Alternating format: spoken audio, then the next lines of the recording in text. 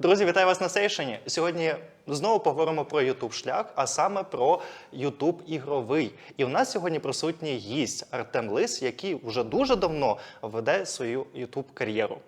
Чи можна так Привітулі. назвати? Кар'єру. І тобі привітулі. Привіт ще раз. Артем, ми почнемо блок, як завжди, з чого все почалося, але, наскільки я пам'ятаю, ти вже дуже давно працюєш, скажімо так, в напрямку крієторства в Ютубі, і в мене згадується канал PlayState.ua, що ти якимось чином там був або в команді, або як запрошений гість, бо я декілька випусків з тобою бачу на тому каналі. Випусків яких? Чого? З чим? Просто відео різні? Відео. Окей. Ось, розкажи, це була просто колаборація, чи це був твій також канал в партнерстві? Ну, в принципі, з нього все і почалося якраз. Тоді ще він називався PlayStation Україна. Це, коротше, з самого початку. Давай так. Творчий шлях. Творчий шлях. Я ігри люблю, в принципі, з дитинства, як і більшість, хто розповідає про них на Ютубі. І багато дивився, самі розуміємо, яких блогерів. В якийсь момент мені теж захотілося розповідати про ігри. Але я людина дуже лінива, і я дуже довго до цього йшов. Ти сказала людина, яка приїхала до Києва на Сейшн.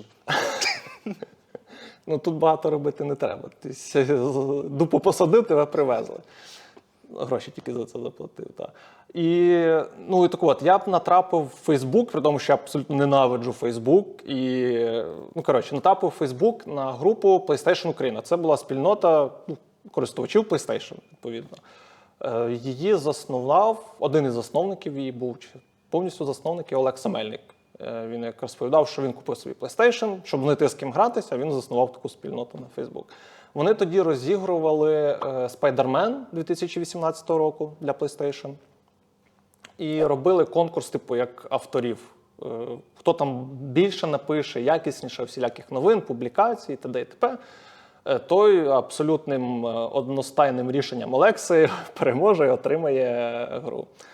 В результаті я, типу, як друге місце посів, але сказав, що, типу, беріть в команду, будемо щось робити.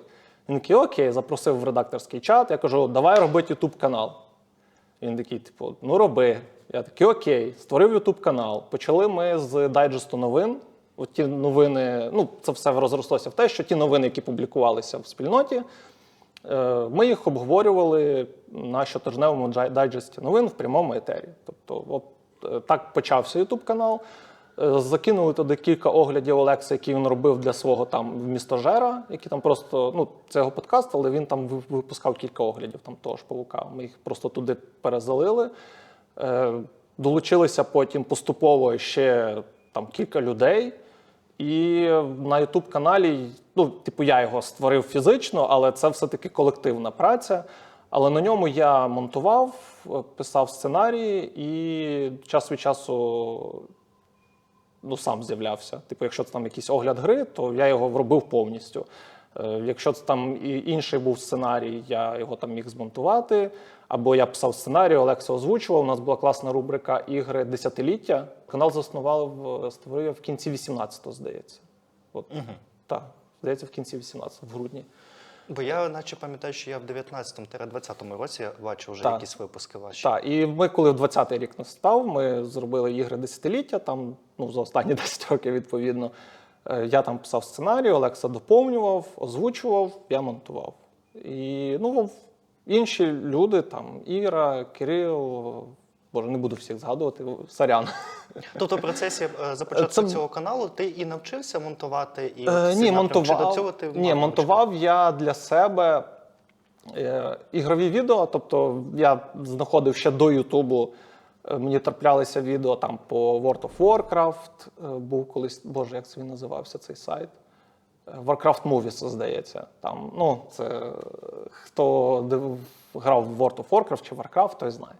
Це такий доволі популярний сайт, де збиралися, Machinima, якщо знаєш, що це таке. Ні, це коли на ігровому руші фанати роблять якісь відеоролики, коротше кажучи.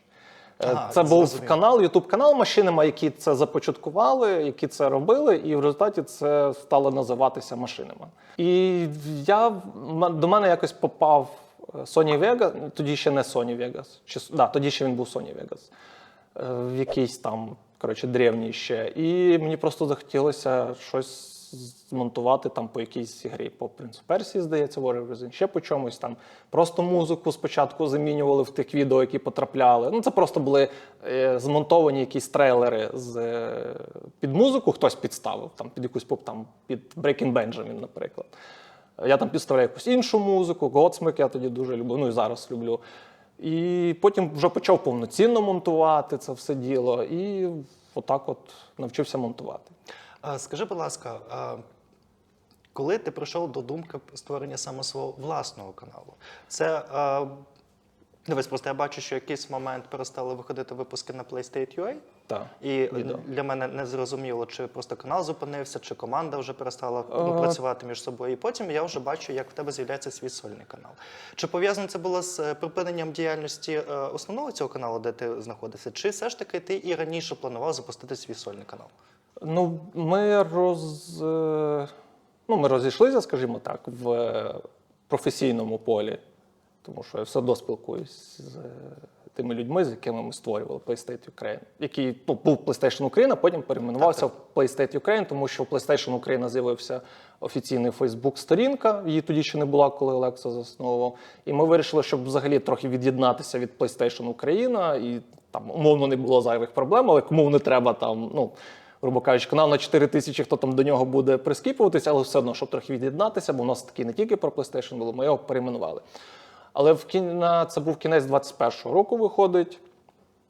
Ми просто, так як це командна робота, ми трішки втомилися один від одного в професійному плані. І вирішили так от, розійтися хто куди. Я просто сказав, що я поки нічого не хочу робити. У мене до того вже були там думки, щоб піти робити свій канал, тому що, якщо так брати творчо, я і так багато що робив. Тобто, я не все робив, але я багато чого там робив. І я вже так подумав, я можу на своєму каналі робити. Але все одно ми в команді продовжували працювати. А потім, коли ми вирішили розійтися, Олекса пішов до себе там з Антоном і Сашею, в Містожер огляди вони зробили. Я просто відійшов від цього всього, а Антону, Кирилу, Ірі, Сергію, там ще хлопцям, їм залишився PlayStation Ukraine. Тобто я міг його собі забрати, мені якби казали, ти якщо хочеш, можеш забрати собі. Кажу, мені нічого не треба, ви займайтеся. Якщо ви хочете. Нічого ж не виходило на тому каналі. Ні, там ще вийшло кілька відео, але через зайнятість до повномасштабного вторгнення. Тобто ми розійшлися, здається, десь в грудні, там ще виходило кілька відео, але все одно це була зайнятість велика у людей. Це тому що ми все-таки на ентузіазмі працювали у вільний час. Я тоді ще працював, я тоді вже якраз звільнився, коли я пішов з каналу. І все одно, потрібен час на це все. Це не фултайм робота. І більшість блогерів так працює. Це у вільний час роблять відео на улюблену тему. І тому просто перестали випускати відео, тому що забракло часу. Стосовно... Про свій канал вже, почалося повномасштабне вторгнення, і влітку, я не зміг вже довго сидіти, щоб не говорити про ігри, тому що все одно хочеться висловити якусь свою думку, і тепер і у відеоформаті саме, а не в текстовому. І тому я вирішив, створю вже свій канал. Я все одно давно хотів, то чому б не створити його зараз? І влітку, не пам'ятаю, в серпні, в липні створив власний канал. У кожного креатора є свій особистий підхід, як він хоче його формувати. До прикладу, в минулих випусках у нас була Ніка, яка розповідала, що вона не робить актуальні огляди на самі свіжі якісь тайтли, вона більше про мистецтво і хоче з цього ракурсу розповідати про ігри. Там Ед, до прикладу, розповідав, що він деталізовано лор розповідає і йому подобається саме напрямок авторського контенту. Лєра розповідала, що огляди – це для неї просто табу, і вона хоче розповідати в іншому ракурсі. Так. Що ти для себе обрав в цьому напрямку? Як ти бачиш свій контент? Я багато всякого бачу. Для початку Лєра молодець, тому що огляди – це будь-який блогер скаже, це найбільш невдячний формат контенту, тому що, окрім того, що потрібно там сценарій зняти, змонтувати, потрібно пройти гру.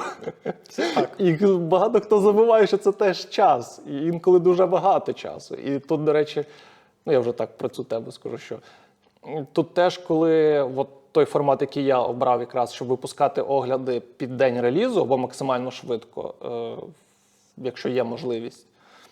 Можливість останнім часом, ну, рідко, але все-таки трапляється, як зі Stellar Blade.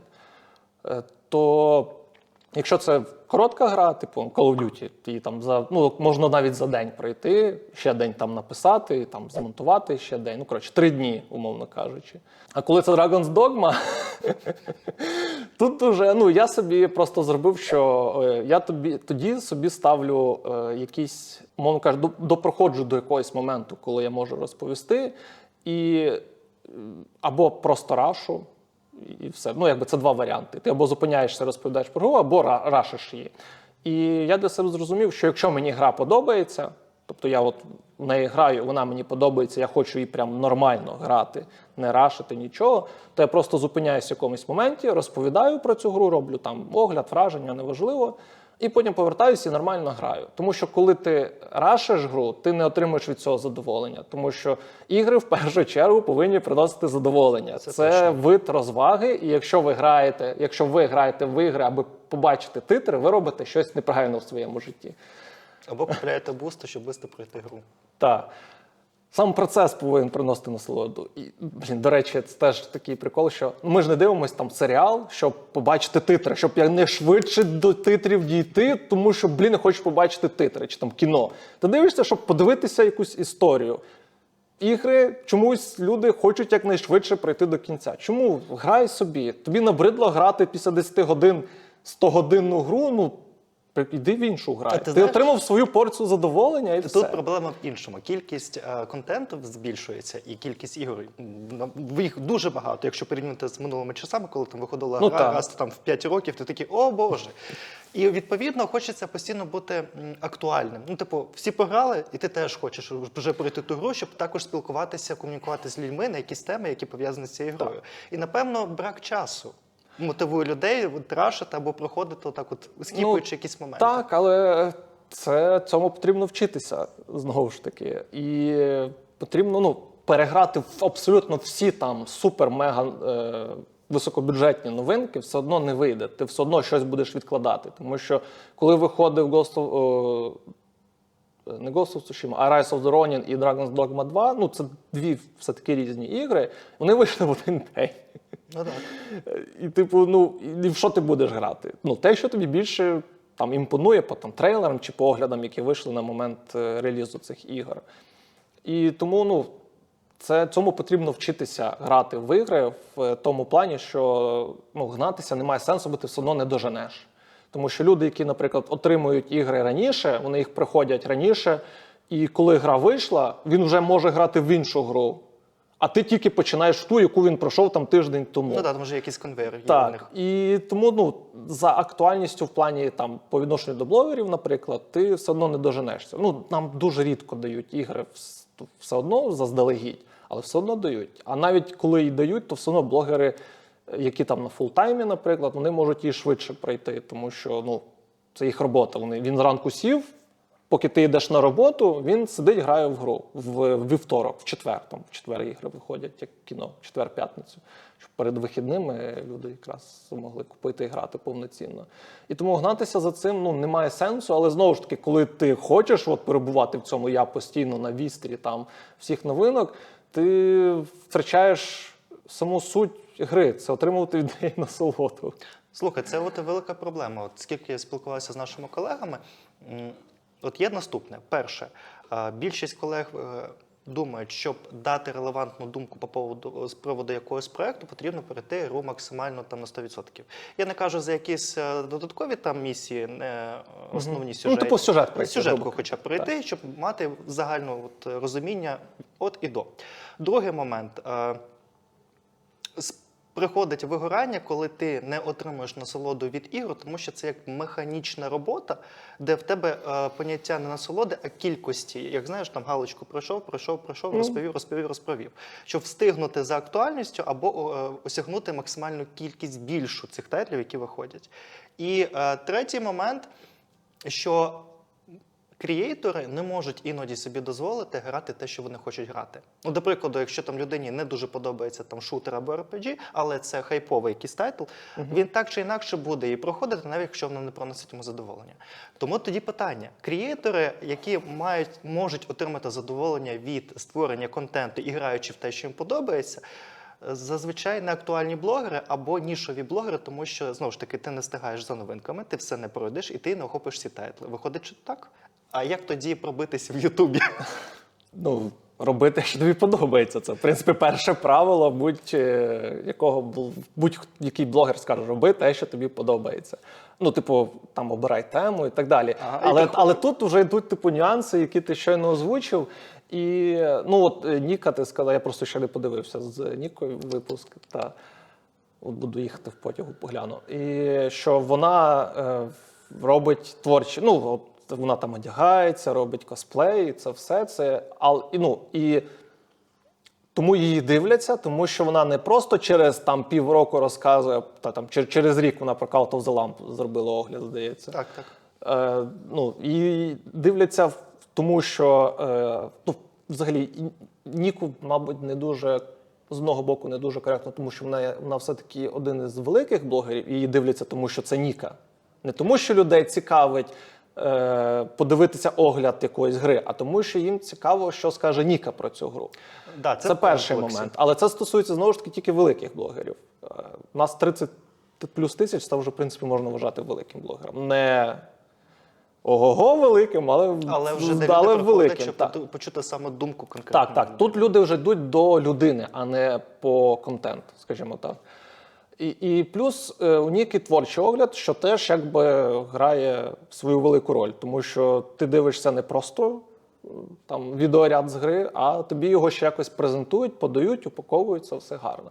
Це теж важливий момент, тому що люди люблять щось цікаве і незвичне. Звичне вони можуть подивитися на наступний день у мене, там, у Боя, ще на Play.ua, наприклад, ще на багатьох сайтах. Я маю на увазі, що обличчя, відеоряд. Ну, чекай, ти як так сказав, як приниження для себе. Я не вважаю, що в тебе прям звичний огляд. Ні, я маю на увазі, от є Ніка. Так, я розумію, це різні концепції. Так, але у нас більш традиційніший формат. Ну, добре, окей. Я от в цьому плані. Я не в плані, що у кожного там якась своя дикція, фішки, т.д. і т.п. Я про загальні, так. Тобто загальний формат. Класичний огляд, де там є людина чи нема людини в кадрі, голос за кадром і якби відеоряд гри. В Ніки трошки більше, тому що вона робить з цього якийсь перформанс невеличкий. І це справді круто, у нас такого дуже мало. Якраз затронули твій канал, ти якось так сказав, я такий, що ти кажеш, не можна так знецінювати. І повертаючись до першочергового, давай, то, що ти мене питав, як я бачу, що я роблю огляди на ігри, огляди ігор, точніше, тому що мені їх дають, я дуже мало ігор оглядав, які я купив. Тому що я ще пишу текст для ITC, і там якби їм вже дають ігри, і відповідно для мене це механізм, як я отримую ігри, і чому в мене огляди виходять там знову ж таки, Stellar Blade, огляд вийшов під ембарго, під реліз. Тому що, як блогера, то мені ігри дають українські розробники, і Ubisoft зараз дуже почали теж з подачі хороших людей працювати з українськими блогерами, навіть такими маленькими, як я. Тому що 5 тисяч підписників – це все-таки маленький блогер, що вважається. Так. Можливо, і ще одна компанія буде співпрацювати з маленькими блогерами. Побачимо. Буде дуже класно. Зараз в мене інтуїція, спила в голові одна думка. Я зараз назву, буде просто цікаво потім з часом подивитися, був я правий чи ні, спрацювала інтуїція чи ні. Ти назви, я не буду. Ти не кліпай, не підказуй. EA Games. Не кліпай. Кліпне, якщо це правда, так? У нас велика кількість молодих каналів зараз відкривається, які теж обрали для себе тематику ігровий напрямок. І у всіх теж є проблема, як себе позиціонувати і як робити. Постійно питають якусь пораду, навіть там в соцмережах, як зробити обкладинку, як зробити наповнення, сценарій, так далі. Багато хто кому що там радить з технічної сторони, яке має сенс бути, але Постійно більшість маленьких блогерів, я не можу себе назвати великим, але от я споглядаю канали, які там молоді, до 1000 підписників, там 300, там 200 підписників, тільки стартанули, вони постійно хочуть копіювати подачу когось. З однієї сторони, це непогано, тому що так ти набиваєш руку, навчаєшся, там, як говорити, як дивитися, якийсь приклад, на який ти орієнтуєшся, тому що для тебе там, показники переглядів є показником, на що тобі потрібно рухатися. І ми от затронули тему, що є блогери, які хочуть нести якусь індивідуальність у контент, ну, свої власні там погляди або унікальність. І є більш для всіх зрозумілий стандарт оглядів, яким, наприклад, там користуєшся ти, як стратегію просування цього контенту, там Олдбой і так далі. Чи потрібно маленьким каналам також йти напрямку мейнстріму, от стандарту оглядів, чи все ж таки обрати шлях індивідуальності? Хоча це може менше дати переглядів, тому що якщо, знову ж таки, взяти Єднівку, як вона казала в інтерв'ю, було дуже багато факторів, які вплинули. Перше, це початок повномасштабної війни, і людям було потрібно ще дивитися, а в неї виходили випуски. Другий момент – це рекомендація від телебачення Торонто, які надали їй буст каналу. І третій момент, деякий час вона робила новинні огляди, тобто свіжий оновлюваний контент, який теж залучав аудиторію. А вже потім вона змогла там далі реалізувати свій авторський контент. Ні, ну вона ж і до повномасштабного робила огляди в образах. Але на той час, як вона казала, вони набирали небагато. Потім вже була рекомендація Торонто з переливу аудиторії, новинний блог, який був більш частіше, ніж авторські відео, а потім вже вона хоче повертатися до авторського. Ну, по оглядам, по-перше, що коли ти маленький, ну, типу там в моєму форматі це теж там 5-6 тисяч підписників, огляди – це лотерея, тому що вони можуть залетіти, можуть не залетіти.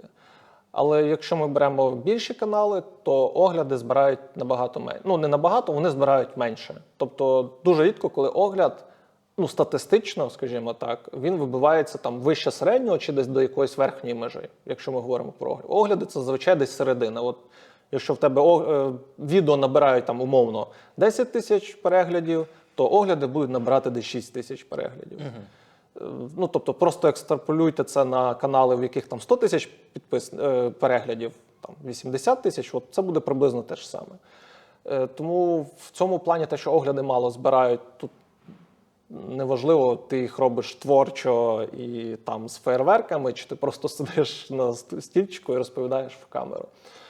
Щодо того, йти в мейнстрім чи творчий підхід, тут знову ж таки, що тобі хочеться робити. Треба робити те, що тобі хочеться. Тому що коли ти будеш через силу робити там творче чи навпаки більш таке спокійне, традиційне, ти рано чи пізно тобі це набридне і ти захочеш зробити там чи творче, чи навпаки більш спокійне, традиційне, сидячи просто перед камерою обличчя, яке розмовляє. Тому робити потрібно те, що подобається, і те, що виходить теж. Тому що, ну, неправильно говорити, що я там хотів зробити, але я теж один огляд хотів зробити творчо. Я його колись таки зроблю, але теж невідомо коли, тому що це потребує багато часу, і тому уніки вони виходять через там, через рік. Так, і ресурсів додаткових, дивлячись вже від масштабів, які ти хочеш зробити. А випускати, наприклад, там по одній грі огляд, я вирішив тоді, ну я взагалі його тоді не буду робити, а колись там потім випущу, коли гра знову повернеться в інфополе, а вона точно повернеться. Тому робити потрібно те, що подобається, і те, що виходить. Щодо просування себе, то якщо у вас якісно, хоча б технічно, а технічно якісно, це у вас просто звук нормальний. Якщо ви там себе пишете на телефон, типу пофіг. Насправді, я вважаю, що це все одно. І багато хто скаже, що і звук пофіг, якщо вас цікаво слухати.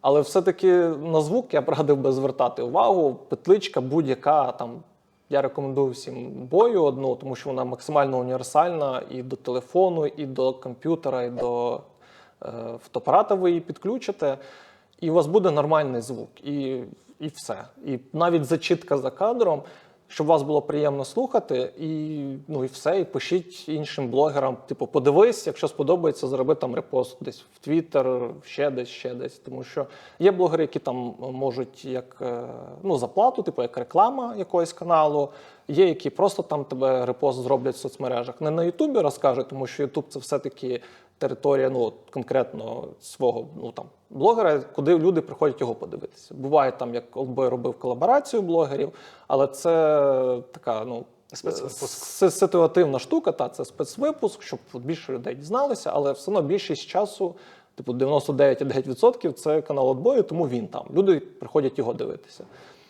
А в соцмережах, таких як там ну в основному в Твіттері всі так сидять, на Фейсбуці теж, мабуть, більш особисто. Ні, я маю на увазі, що дуже легко поділитися якимось каналом. Тобто Твіттер Blue Sky. Тому що ти там зробив репост чи просто написав, от прикольний канал, йдіть подивіться.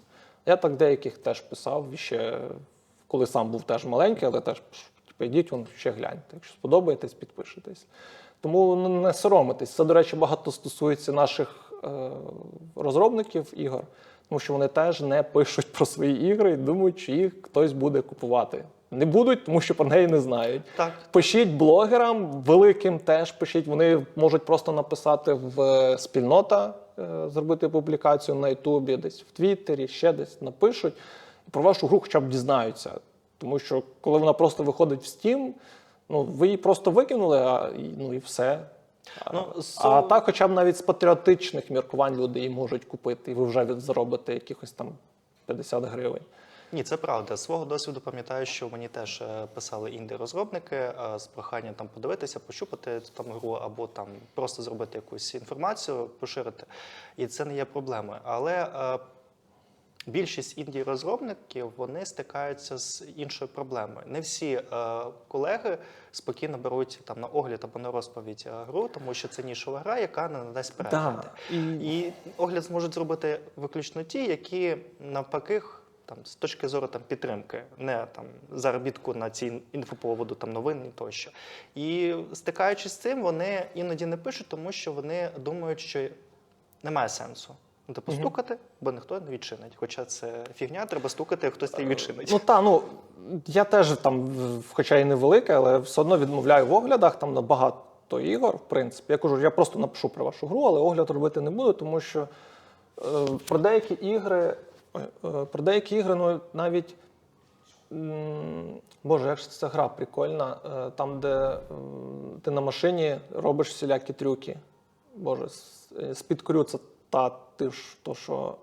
Ну, про деякі ігри ти особливо багато не розкажеш. Я хотів з ними інтерв'ю зробити, але після релізу гри там навалилась купа роботи, тому я вже їм не писав. І вони так теж, типу, ну, я не знаю, як це буде, там, типу, я ніколи не давав інтерв'ю. Кажу, то просто поговоримо про гру, але може напишу якось, пограємо ну, на стрімі там з цими розробниками. Але не суть. Якщо про вашу гру не зроблять огляд, про неї просто напишуть. Мені пишуть теж на пошту особисту, ну, каналу, типу, але я на каналі я нічого про них, в мене немає просто формату відео, де я міг би розповідати про такі ігри.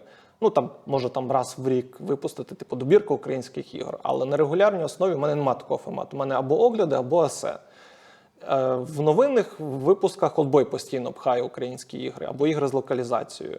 Йому написали, він розповів про цю гру. Ну, це там 30 секунд, хвилина, але вашу гру згадали. І згадали у відео, яке там набирає багато переглядів. Типу, і це не якісь там супер-мега великі українські блокбастери. Типу, не Sinking City, а прям маленькі інді-ігри, які продаються десятками, просто десятками, навіть не сотнями в Україні. І я пишу про це на ITC в добірках ігор місяця, релізи місяця. Якщо мені трапляється українська гра, я про неї пишу в релізах. І тому треба писати. Якщо не розкажуть у відео, то просто десь розкажуть. Повертаючись до молодих каналів, де ти розповів, що там надати свої там огляди, що подивилися колеги. Я пам'ятаю, якось на маніфесті вони робили подкаст, де вони розповідали або там вичитували контент молодих каналів, там хтось подавав заявку, і вони там кіншов дивився і казав, там в тебе там погано або добре це, зверни увагу на те. І там також запитали, чи є сенс писати великим каналом, до прикладу, написати Падону, написати Олдбой, там, ей, подивіться на мене, в мене такий контент. І Кіншов тоді сказав, що якщо подивляться, це супер. І питання не в тому, що там люди погані скажуть, та ні, ви маленькі. Питання в тому, що у великих блогерів немає часу навіть для себе, не те, щоб подивитися Ну, так. ваш контент. І це не позиція, що там спіймали зірочку і так далі, і так далі. Тобто у людей, зрозуміти, велика відповідальність по контенту і кількість того контенту або там особистих справ величезний. І те, що ви напишете, ну, можуть відповісти, а можуть не відповісти. Я після того якраз дивився цей подкаст, я ж тоді постукався до Пондона, до Адріана Зіпі. Ей, давайте колаборацію. І таки думаю, буде відповідь? Ні. Відповіли, вона ж була колаборація. І от з чим я стикнувся навіть по своєму досвіду. Ти, коли маленький канал і тільки починаєш щось робити, ти дивишся на великі канали, знаєш, так от з великими очима, типу, написати? О, ні, не буду писати. Написати? О, ні, не буду писати. Це є перший страх, що тобі відмовлять. Ну, типу, скажуть, що ні, що там ти поганий або ти маленький.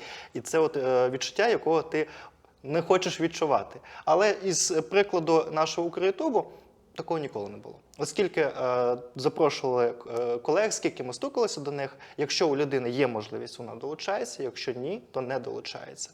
І з твого особистого прикладу, ти вже, як по моїм міркам, давненько в Укрютубі, якщо навіть взяти перший проєкт, з яким ти співпрацював. От були в тебе такі моменти, коли от, там, були колаборації, де люди не відповідали там ні, бо ти маленький або тощо? Чи навпаки, воно все ж таки підтверджує мою тезу? Та я нікому і не писав. Взагалі ніколи? Ну, коли ще до повномасштабного вторгнення, коли український Ютуб, він був прям маленький весь, ігровий, окей, буду про ігровий говорити, то були колаборації. Так, ми з Олдбоєм познайомились. До речі, було два моменти з Олдбоєм. Розкажу. Йому теж хай пригадає. Перший, я не пам'ятаю, який з них перший був, один пов'язаний з Control. Я дуже любив монтувати не довгі відоси, а інтро. Ну, типу, я прям упарювався під музику, там кадр підбирав, прям, щоб все було круто. І інколи, що там є якийсь сенс там по сенсу, типу, прям робив. І на Control я прям захопився, і в мене інтро було десь майже на хвилину, тобто 50 секунд десь так. Тобто дуже довге, прям реально. Ну і він написав, типу, ви що, взагалі? Типу, хто його дивитися буде, типу. Я кажу, я автор, я так бачу. І це, мені це подобалось, я це робив. І я не бачив в цьому, щоб, типу, заробити мільйони на цьому каналі. Ну, як хотілося, тому що у нас тоді вже був, здається, Patreon. І зрозуміло, хотілося, щоб канал, проєкт заробляв якісь гроші, але й хотілося творчої реалізації. Це була творча реалізація. Це прям 100% була творча реалізація. Тому що ті ж випуски про ігри місяця, я там теж на них дуже сильно впарювався по монтажу там інтро і автро, тому що, творча реалізація. Мені цього дуже хотілося. І робилося воно теж довго. У мене весь вільний час. Типу, я приходив з роботи і цим і займався. А друге, коли виходив Hitman, то у мене тоді був VR чийсь, не пам'ятаю чий, хтось дав погратися. І у Хітмана був VR-режим. Це третій Хітман виходив з цього перезапуску. І він сказав, типу, от у вас є VR, зробіть шматочок про VR-частину гри. Ну і тоді я от зробив якраз, да. Це от тоді ми десь познайомились. От два таких були дотичних моменти. Так, а питання повтори ще раз. Стосовно, чи були в тебе якісь колаборації, де тобі відмовили, бо ти маленький канал? Ні, я типу, як відмовив, я не зовсім відмовив, це от уже зараз, типу, в сучасній історії. Мені написав якийсь канал, я не пам'ятаю назву, вибач, типу, от там якусь колаборацію зробив. Я кажу, що я там блогерів відео там, чи ще десь не рекламую, тому що про рекламу саме пишуть, не знаю чому. Щоб зробити саме рекламну інтеграцію. Так, пишуть про рекламу. Я кажу, я рекламу не роблю, якщо, типу, я гляну, якщо сподобається, я просто там десь в Твіттері напишу. А одному і там кількох я так порекомендував. Одному написав, що, типу, в тебе прикольно, але, я не можу порекомендувати, коли мені там не подобаються якісь моменти. А у людини, здається, в нього звук був, прям поганий. Реально поганий. Я кажу, я не можу порекомендувати людям, тому що от виправи звук і, типу, і все буде класно. Я йому таку дав пораду, тому що прям поганий був звук. А ти, коли щось рекомендуєш, це ж теж твоя відповідальність. Тому що люди побачили, ти порекомендував, значить щось прикольне. Вони відкриють, а там, типу, поганий звук. ну і не такий, що, коротше, поганий все. І не хочу там щось виправдовувати, ще щось. І це, ну, і більше тебе слухати не будуть, тому що ти порекомендував, хай навіть він там цікавий був, але слухати це все-таки складновато, там 15 хвилин. Ну і в подальшому твої рекомендації не будуть сприймати серйозно, бо будуть асоціації ну, з чимось тому що ти вже щось поганим. погане. Так, і це там стосується блогерів, які щось рекламують. Хоча в нас, в принципі, до реклами наче нормальне ставлення у людей. Що, ну, тому що в нас, в принципі, і не рекламують. Ну, ігрові, принаймні, блогери, ігрові. Є Не рекомендують дуже щось мало погане. В принципі, так. Це там техніка, яка пов'язана з іграми, знову ж таки. Це благодійні якісь організації, благодійні Це якісь можуть бути штуки. якісь аксесуари, знову ж таки, пов'язані з Так, і тому в нас, в принципі, реклама, ну, хороші продукти рекламуються.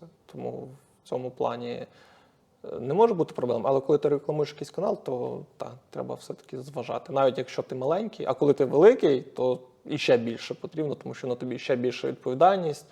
І багато хто, до речі, з маленьких блогерів цього не розуміє, що на них теж є відповідальність, але коли ти ще більший блогер, на тобі ще більша відповідальність. І багато речей ти не можеш говорити, яких ти міг би, наприклад, сказати, прям висловитись, так прям ух.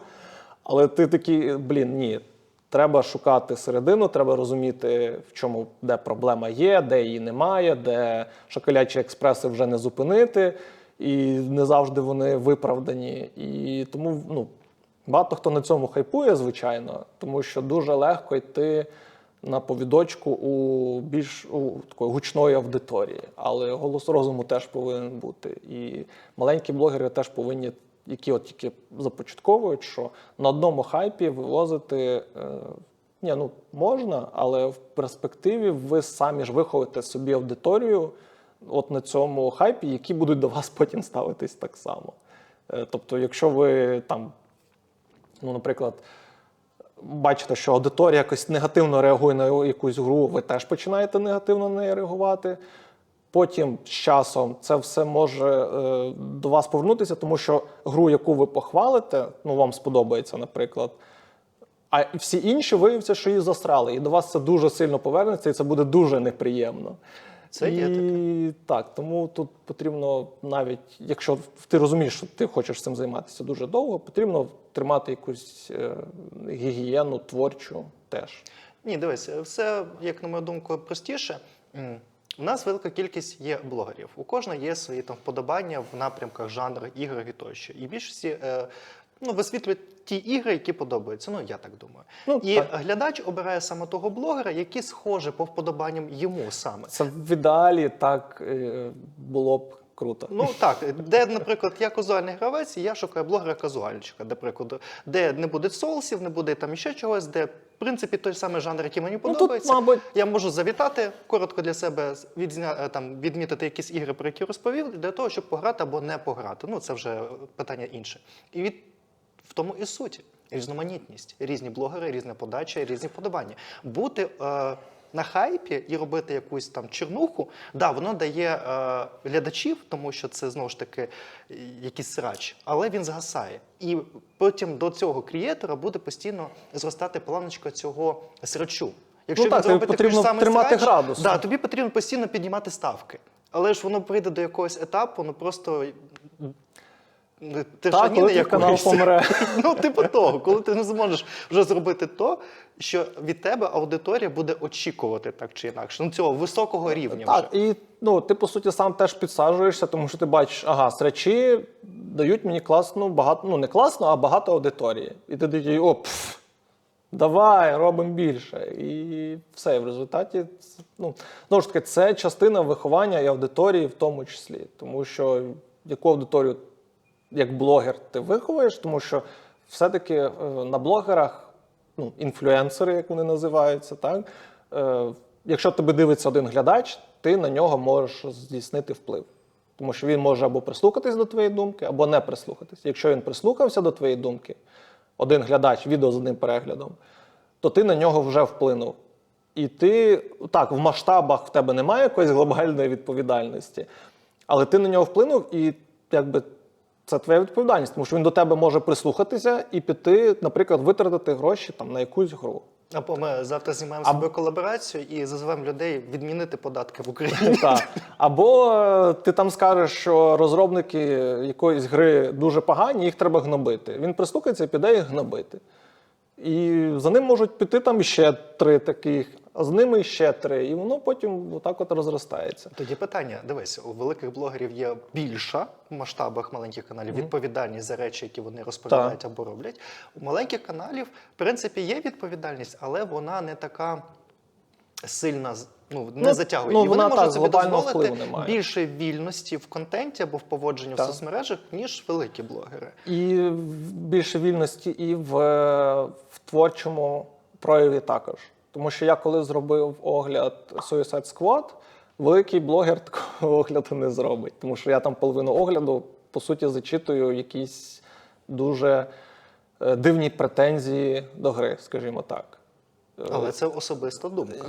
Але не моя. Я зачитую інших претензій до гри, а потім говорю, що це повна фігня, тому що люди або не грали в гру, або послухали інших, прийшли тут всім розповідати, яке насправді. І далі там вже своє враження.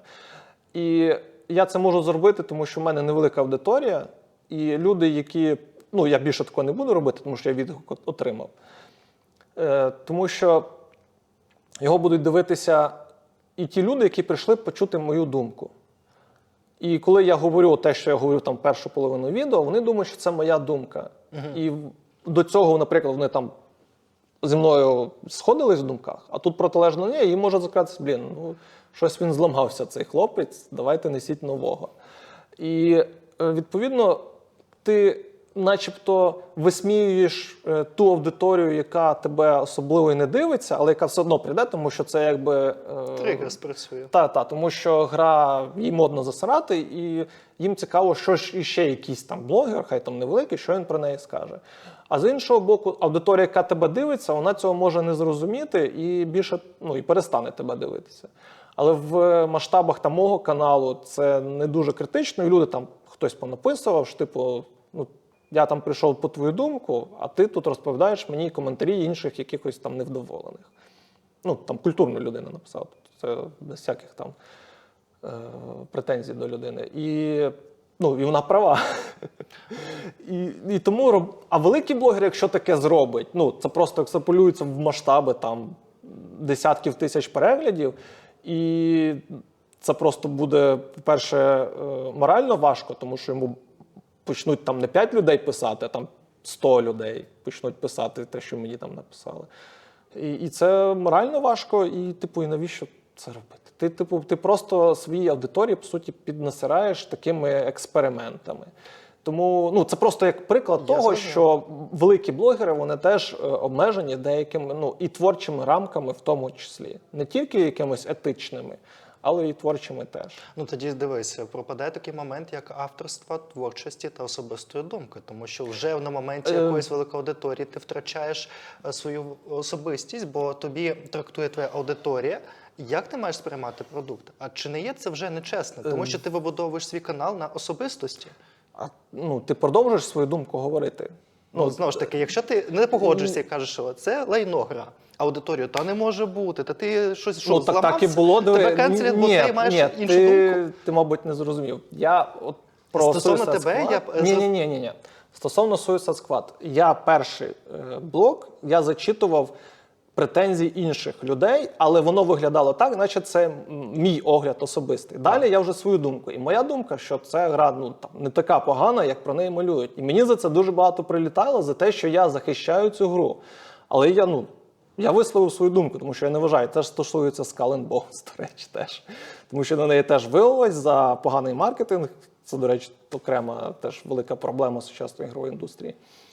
Хто ще? Oldboy, здається, теж він і Skull and Bones він не робив, але ми з ним спілкували, ми з ним проходили разом по десь третину Suicide Squad. І там один з найбільших українських блогерів, і він не засрав гру. Так, я пам'ятаю. Так, він розказав, що в неї є проблеми. Тому що там по ній так і треба. В неї є проблеми, в неї є класні штуки, реально класні. Я під десь другої половини, я прям там нормально так розгулявся, мені екшен прям супер зайшов. І все. Але, знову ж таки, у гри є проблеми. І багато цих проблем пов'язані з просуванням гри, як в тому числі Skull and Bones. Тому що, причому в Skull and Bones багато чого пов'язано з надуманими чимось, тому що люди до сих пір вважають це як умовним там, продовженням Black Flag, ну, умовно, Black Flag 2, чи там, да. І хоча вона, здається, навіть анонсовувалась не як Black Flag умовний, там, навіть не як спін-офф, тому що в них був спін-офф Battle Cry, здається, Assassin's Creed Battle Cry. А просто як окрема гра. Зрозуміло, що потім були якісь там розслідування, додаткова інформація, що колись ця гра розроблялася як доповнення до Black Flag, потім від'єдналася, але офіційно це ніде не заявлялося. Гра анонсована просто як окремий продукт про кораблики. Так, у них там виходив там 4 роки тому гра, де були кораблики, але це інша гра. Це як там, я не знаю, Halo і Doom. Ну, це вже ж Microsoft, тому, типу, Doom не є спін-оффом від Halo, хоча там і там космос начебто. Тепер перейдемо, як якраз ми згадуємо постійно, напевно, Албою там гикається, сьогодні згадали дуже багато його, але продовжуємо. Я не можу не згадати ваш спільний подкаст з Албоєм. Спойлерна, якщо не помиляюся назва. Ну, це так, але спойлерний вийшов аж один випуск, ну, безпосередньо спойлерний. Ми здумали, що ми дуже довго про це думали, що треба якийсь подкаст, щоб робити огляд, ну, щоб, по суті, в огляді ти обмежений часовими рамками. Тому що розповідати, типу, супер докладно про гру півгодини, там про кожний якийсь нюанс, ну, це не наш підхід. Ну, тут ми ми багато в чому сходимось.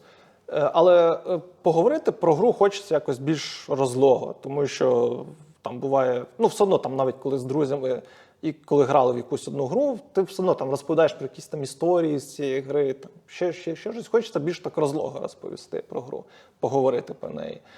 І ми от дійшли до того, що от формат подкасту, в якому ми переказуємо гру, ну, сюжет гри, ігролад, це буде прикольно.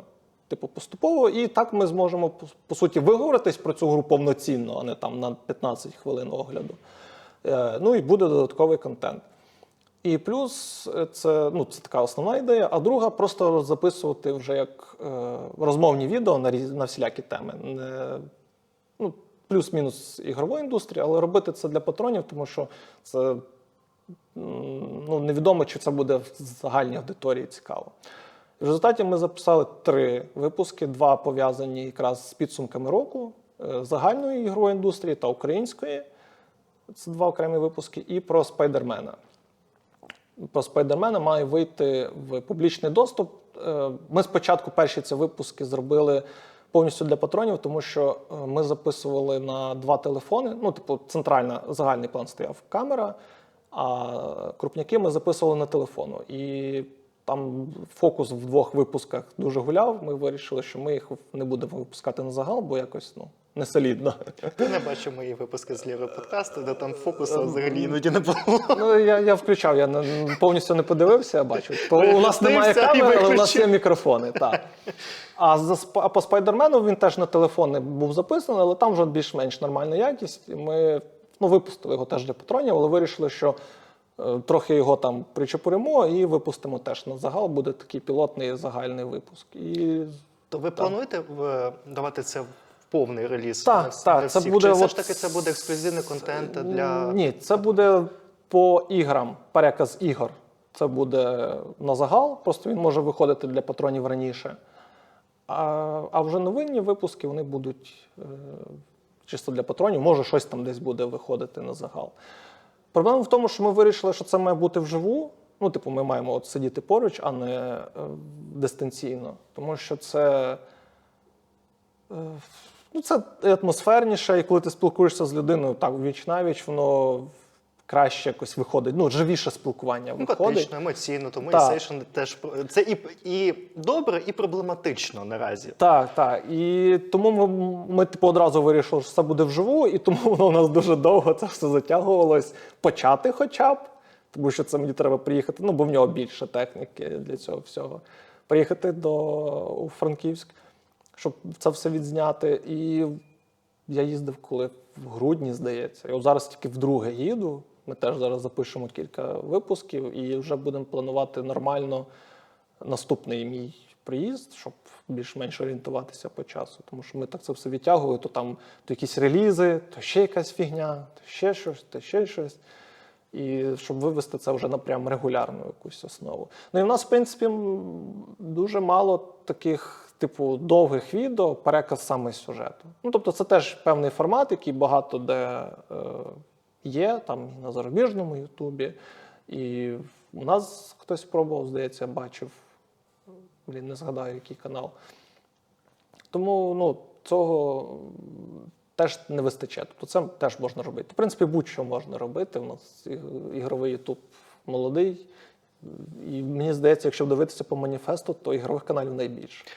Так, це є таке. До речі, формат подкасту, мені здається, тобі дуже підходить, тому що, згадуючи твої колаборації, де ти був також присутній на інших подкастах, де тебе запрошували, або де були такого плану розмови, то ти можеш надати велику кількість цікавої інформації, або там, знаєш, якісь інсайдів, або пов'язаних там конкретно, хто ця людина, що ця людина робила цією грою і так далі, і так далі. Тобто є пул великої кількості у тебе інформації, які от інтегрувати в огляд, ну, нереально, просто тупо нереально. Ну так, і воно мало кому цікаво може бути. І ще ж, ну, тому що я дуже багато до того, як почав кар'єру, діяльність ютуберську. Я багато чого там читав, дивився. Ну і зараз вже трохи менше дивлюсь, тому що більше роблю. І тому так, і за індустрією багато чим стежив. Тому що мені просто це було цікаво. Тому я вирішив цим займатися вже і людям розповідати. Я думаю, друзі, ви знаєте, що планується в Києві FanCon. Це фестиваль коміксів, відеоігор, поп-культури і так далі. Артем Лис буде присутній в YouTube-зоні як блогер, де ви зможете з ними поспілкуватися, задати питання, також будуть цікаві лекції. Так, і от, до речі, також згадуючи, які були в Ніки, ми згадували стосовно кібертурніру, який у нас проводився взимку, де ми збирали гроші на базі цього дійства. І я, Нікі, теж задавав це питання, і хочу також тебе запитати твою думку стосовно оцих івентів, які в нас відбувалися в підтримку армії, збори на базі, знову ж таки, відеоігр, поп-культури і так далі.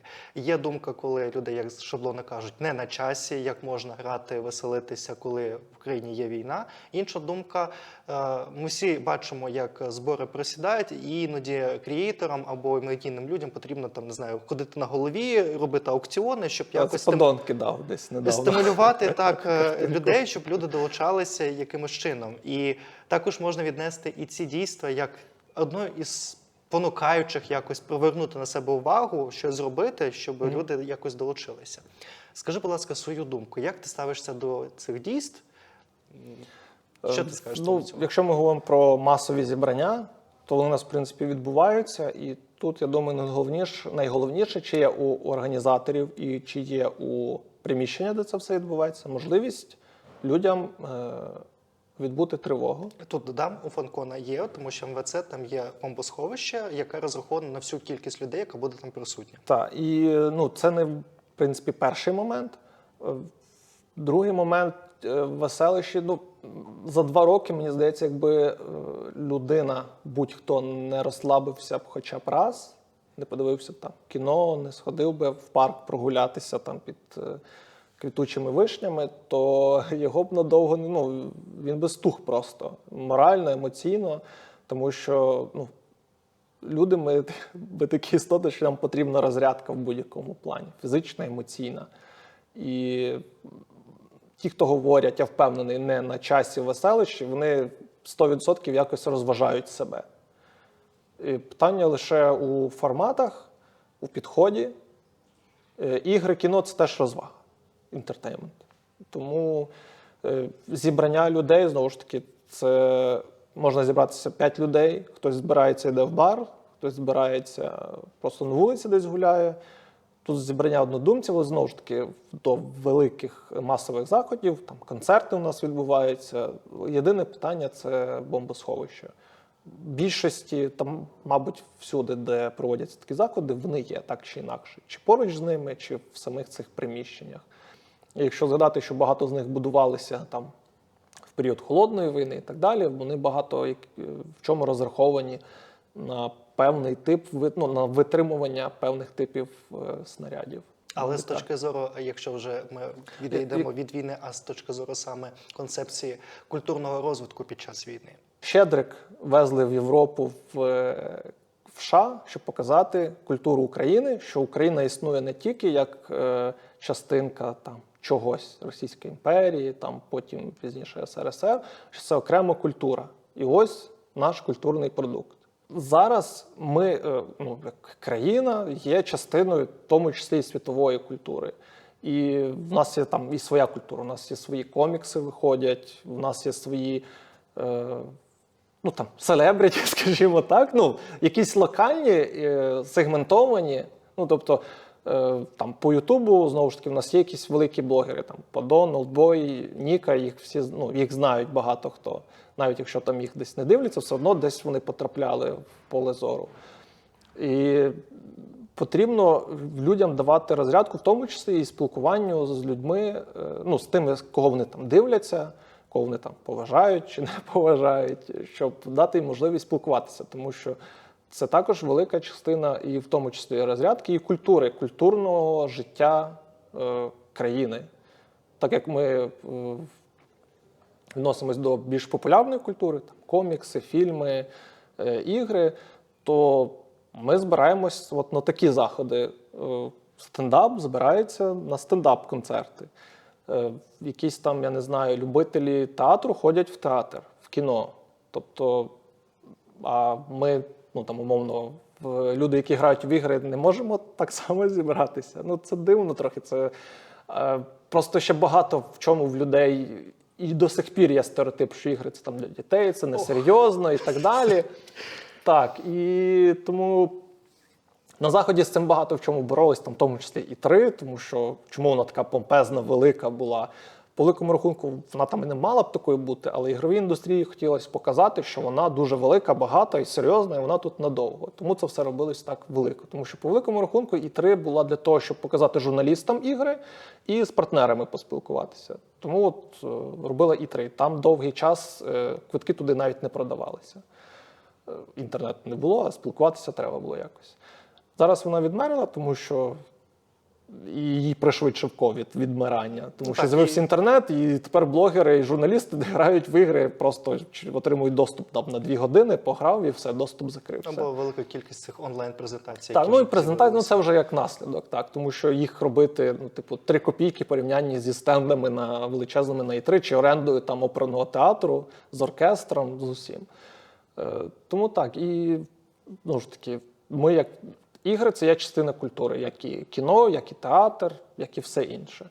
І воно повинно якось розвиватися. Однією з складових цього розвитку є соціалізація людей, які знаходяться в цій культурі. Прийти на концерт будь-який – це теж частина соціалізації. Просто ви сидите поруч і дивитесь, як людина щось робить перед вами на сцену. Люди, які тяжіють до популярної культури, їх соціалізація – це зібрання і спілкування. Мабуть. Можна зазначити, що це не культурний фронт, давайте так не будемо називати. Ні, фронт у нас один, так. Так, але потрібно також розвиватися і в культурному форматі, тому що на фанконі будуть присутні і художники, митці, які будуть презентувати свої роботи, видавці літератури для того, щоб спонукати молодь читати.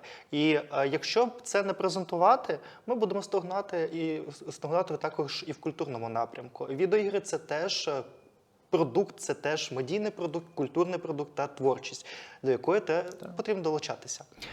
Останній блок, який хочу з тобою поговорити, це стосовно особистого розвитку твоїх планів. Вже є якісь свої особисті здобутки розвитку на каналі або якийсь там творчих напрямок. Чи є щось окремо або додаткове, що ти плануєш зробити і про що ти можеш розповісти? Про що розповісти – ні, але я згадував там огляд на одну гру, на яку не сказав і не скажу. Він вийде колись, і ви зрозумієте, що це був за огляд, за гра. І от в тому напрямку я хотів би робити більше контенту і в тому форматі. Ох, інтрига. Окей, не буду тебе мучити. Нам тоді. тепер треба поки вийде цей подкаст, тепер треба буде зробити все-таки цей огляд, щоб воно, знаєш, був цей. Ти ж зазначив, буст. що колись він там буде. Так, колись він буде. Дивись, ми постійно даруємо подаруночки від себе для того, щоб нагадати тобі в подальшому за наше інтерв'ю, що ти таки дивився, о божечки, я був на сейшені. Так. Я не знаю, наскільки це сподобається. Це великий килимок по Діабло з Дякую. крашихою Ліліт. Так, дякую. У мене теж є для тебе подарунок. Тобі дарували щось? Зараз я вручу. Мені ніколи нічого Так? не дарували. Супер. Я в ступорі. Зараз мене здивуєш. Ні, я не здивую. Ти вже мене здивував. Так, ти багатьом фігурки дарував. Це привіт з міста, якого не існує, з музею космонавтики. Ого. Це щоб тобі в голову йшли тільки розумні запитання, цікаві. Так. Боже, дуже тобі дякую. Дякую, величезне. Друзі, я просто вже все, мене немає слов, все, коротше, підкупили мене. Мовчу. Дякую вам за перегляд, обов'язково завітайте на канал до Артема. Подивіться випуски, підпишіться, якщо вам подобаються його випуски. Я сподіваюся, що цей випуск надихне вас на те, щоб розпочати свій особистий канал або будь-яку власну справу. Хочу пожартувати, я сподіваюся, що Артем після того, як камера виключиться, не приб'є мене. Сьогодні дуже знаковий випуск, тому що ми знімаємо його 6 числа, це другий день Пасхи, а в нас присутній Ісус ігрового Ютубу. Я думаю, наші колеги зрозуміють цей жарт. Як це воно там? О, ось. Ще раз вам дякую за перегляд та слідкуйте з нашими наступними випусками. Так? Бувайте. Дякую тобі ще раз. Давай. Боже, яка краса. Ух. Десь притулиш. А у мене є, де? У мене ж тут поличка.